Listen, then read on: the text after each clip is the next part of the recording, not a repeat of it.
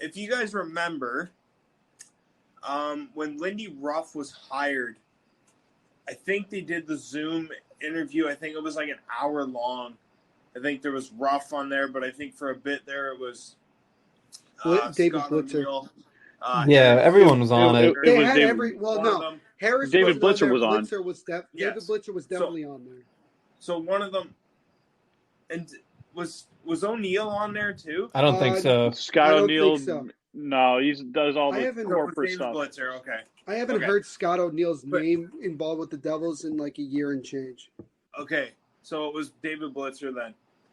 Am I the only one that from that interview, by the way David Blitzer talked, if you hear him talk about how he views this team and how Josh Harris views this team, they're both billionaires.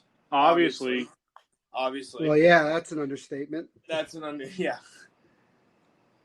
Is it safe to say that David Blitzer is the one that wants to spend, and improve this team like no other? Yes, he wants to invest. Josh Harris is more like,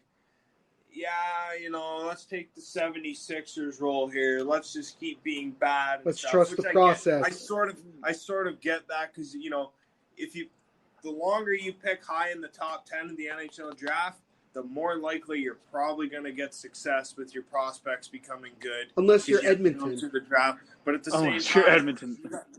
You got one owner over here that wants to spend, because it came out there a couple years ago that the owners gave Shero permission to spend right to the cap. He didn't. But then the other guy says, we want to build a winning franchise. The fans, that's our goal, to build a Stanley Cup contender. Well, they do have the right guy in David Blitzer, who should buy more shares out of Harris's, obviously. And I think he should be the sole owner. And he does know what he wants. And Fitzgerald knows what he wants. Josh Harris takes too much of a long-term process in the way of being an owner. And I just think if David Blitzer had called more of the shots with Fitzgerald, I think we would be more on a warpath to success. The way he plans it. I don't really know about that. Honestly, it's a tough topic. It's a touchy subject, honestly, because you just, there's so much about it that we don't know. We really don't know what's in these guys' heart of hearts. Obviously, we've seen Joshua Harris a lot more in the public over the last year. Joshua Harris said, prior to last offseason, that the main objective of this team was to start winning, really consistently winning. And right from the get-go, that wasn't the case. I mean, unless you want to count the first two periods of the first game. Other than that, it really went down in the middle of the second period. It all fell apart. And, Joshua Harris said that he expected this team to win more. And they spent a lot of money. And I think the way it goes is that I think Blitzer wanted Ray Shero to spend the money to get some quality players in to help win. I don't think Joshua Harris was so keen on that. And when it didn't end up happening, I think they made the decision to fire Ray Shero. Took them a lot longer to make that decision, but I think they wanted to wait till what he did with Taylor Hall before they made any sort of. I don't know. I mean, it's an ownership group, so I find it really hard to believe that the two owners have completely different ideas of how they want the organization to go. Well, you saw how they were doing the interview process for GM. You had Harris interviewing a group of people, and then you had Blitzer interviewing another. So it was like that's not that uncommon, though. It's more of a collaborative, if you ask me. Yeah, and I don't think it was really Harris and Blitzer per se doing the interviews just by themselves. I think it was other people who work in the front office, and the interview process, it turns out, was pretty good because they ended up with some really good candidates. Mike Fuda, Chris Mark Hunter, Chris McFarland, I think, as the Colorado Avalanche. From Arizona. And then they had the assistant GM from the Capitals. I was just going to mention Ross Mahoney apparently got 3 interviews with the Devils. I did hear that today, yeah. Yeah, so I don't – I remember there's the Larry Brooks piece that's saying that was a mess, but I don't think that was the case. I mean, look, at the end of the day, what is the main thing that we all want? We want the Devils to become a Stanley Cup contender. More successful. We just want them to be a Stanley Cup contender. Let's just call it like it is. Like, we want them to, win.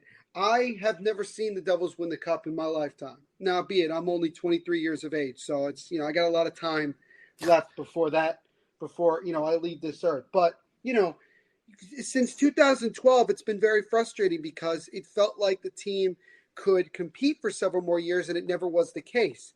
And we just want the team to get back to being a consistent playoff team that can compete.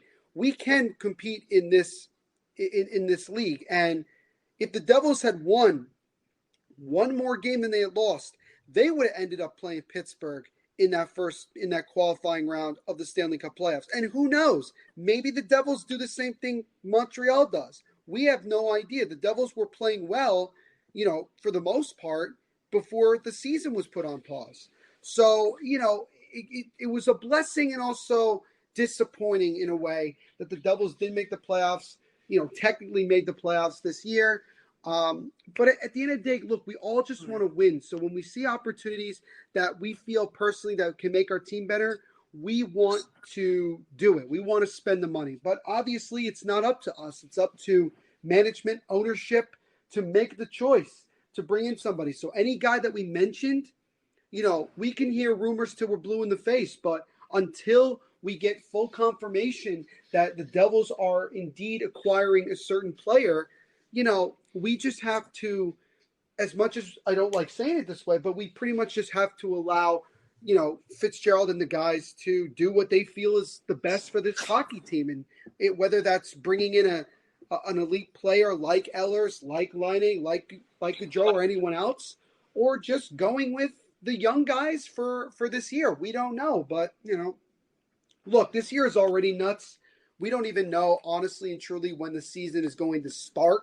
I mean, we're talking maybe late December, early January, which is still a considerable amount of time away. We still have the draft, and we still don't know what teams are going to get knocked out in the next round, who's going to win the Stanley Cup, and we don't know what the market's really going to be. So I think at the end of the day, we just have to, hope and pray that the Devils do the right thing when it comes to, making this team better. And in all honesty, we don't really know exactly what's going to make this team better. We can certainly make assumptions and guess and feel confident about certain players, but until they actually get on the ice and play with Lindy Ruff and we really start seeing it, we're not going to have much of an answer. But at the end of the day, we just want the Devils to become really good again. That's really just what we want.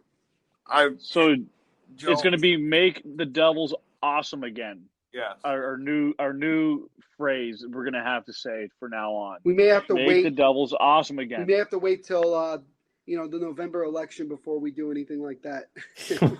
I'm not waiting that long. I wanted it over with. I want the season to start already. Jesus. Yeah, I know it's been too long.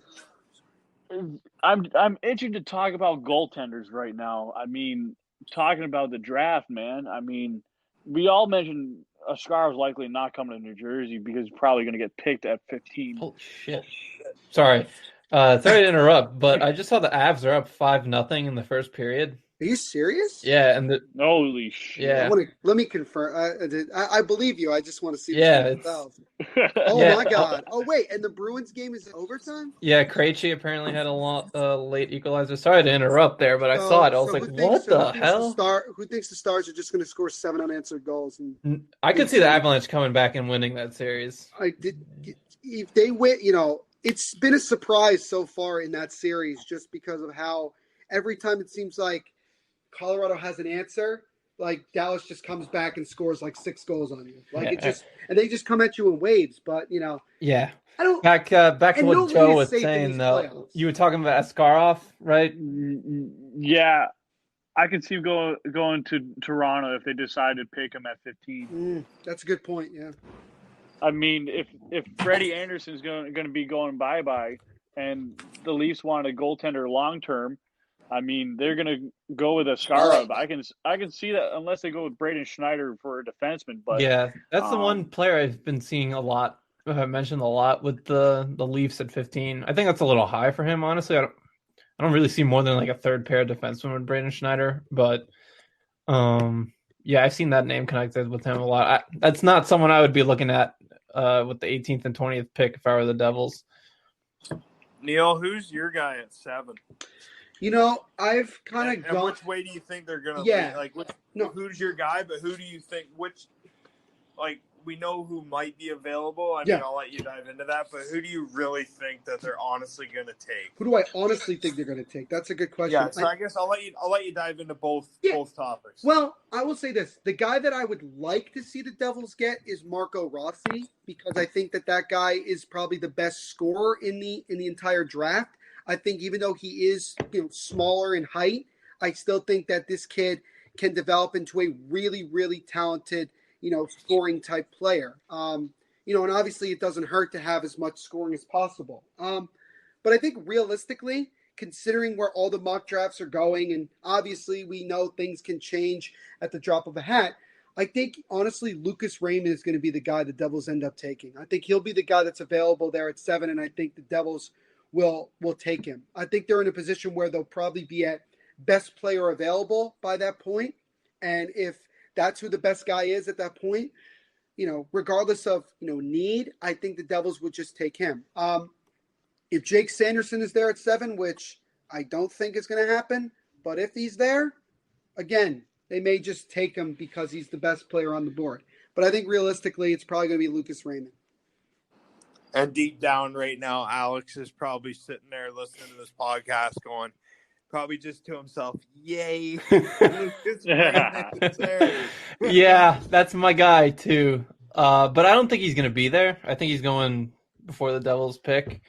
So I think tough decision. I think Raymond's obviously my guy, but I think they end up taking Marco Rossi or Jamie Drysdale. Okay. I'll tell you who my 1 through 6 is, and I'll tell you who my 7 is, and then I'll tell you my backup. Damn, he has all right. Hang on. How many? What do you have? Like a plan A, B, C, and maybe also D? Maybe Z. Maybe Z. All right, cool. Okay, hang on, Joe. We're going to be here another a little while longer. No, it's gonna be awesome. No, I'm just going to throw names out there, and I'll just tell you why. Do you want to just dive into the Devils picks instead of 1 through 6? All right. Yeah, I was going to say, let's go through all the picks that they have. Just tell me who you got. All right, so if my guy that I have at 7 obviously is going to be Alexander Holtz. I mean, Right. We have too many playmakers, but it wouldn't hurt to get a sniper in Alexander Holtz, and I think he's a better Patrick Laine, and I feel he's more well-rounded for a guy who's a sniper. But if he's not there, I actually can see Marco Rossi slipping there. I think the Red Wings pick is kind of the wild card for the Devils. I probably mentioned it on a previous podcast, but if the Red Wings don't take Marco Rossi, I think he's going to be there for the Devils at 7, because I don't see the Senators or Ducks taking Rossi with the 5th and 6th picks. So that's your wild card there. If Rossi ends up falling to the Devils at 7, I just don't see any way possible that they pass up on him. I'm like 100% positive he would be the pick if he's there. The Devils owner should own the 67s. Well, I mean, they pretty much do at this point. They do at this point, yeah. They should just own them outright. 76ers, 67s. You could change the names to the 67ers. I don't know. 67ers. Who do you have at 18? For me, I love Rodion Amirov. If he's there, he's my pick. If not, Noel Gunler. I was going to say at 18 for me, it is Amirov. But if he's not there, I'm going Braden Schneider. Interesting. Yeah, I mean, Schneider's rankings are just right about there. For me, I think he's a late first-round pick. I just don't see the offensive upside to take Schneider there. I think he's just maybe at his best, he'd be like a number 5 defenseman who kills penalties. If the Devils are trying to look for a defenseman at that spot, I would lean more towards taking William Wallinder or Caden Gooley. Yeah, Caden Gooley. That's my boy. I have a hunch that he's going to get taken before. Yeah, I that. think Gooley will end up going before 18 also, but Wallender should definitely be there. And